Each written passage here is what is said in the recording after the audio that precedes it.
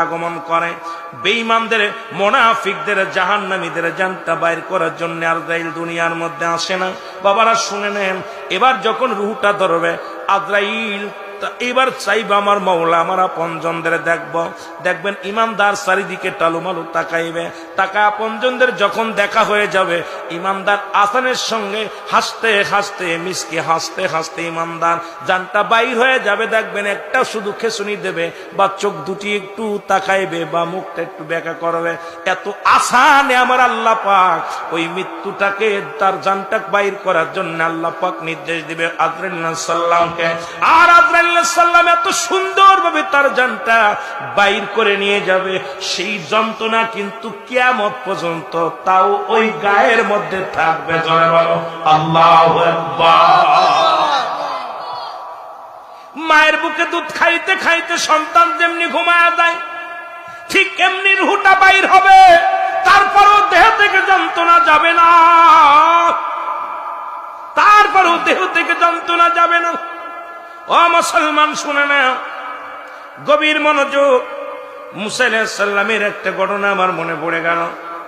মুসা আলাইহিস সালাম যাইতেছিল গোরস্থান দিয়া।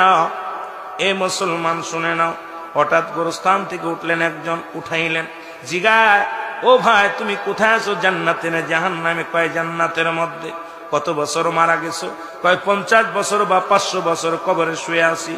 কয় তুমি কি জান্নাতি? কয় আমি জান্নাতি। বলে জান্নাতি গেছো, তুমি পাইছো সব নিয়ামত? বলে পেয়েছি।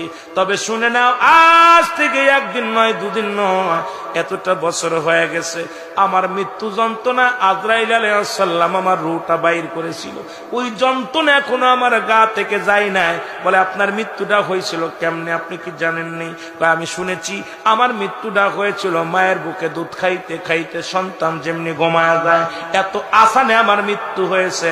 এত আসানে যদি মৃত্যু হয়, যদি 50 বছর 100 বছর পর্যন্ত গায়ে যন্ত্রণা থাকে রে, যারা মরণের সময় পায়খানা করে দেয়, যারা মরণের সময় প্রস্রাব করে দেয়, যারা মরণের সময় যাদের চোখ দুটি বড় বড় হয়ে যায়, যাদের মরণের সময় জিহ্বাটা বাইর হয়ে যায়, কত মানুষের দাপন করাইল,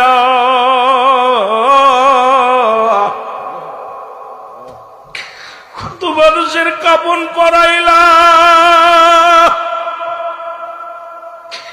হে মুসলমান, কত মানুষের গোসল করাইতে যে দেখেছি পায়খানা করে দিছে, প্রস্রাব করে দিছে, একটা অঙ্গ বেঁকা হয়ে গেছে। তাদের মৃত্যুটা কত কঠিন। আল্লাহ আমাদের মৃত্যুটা তুমি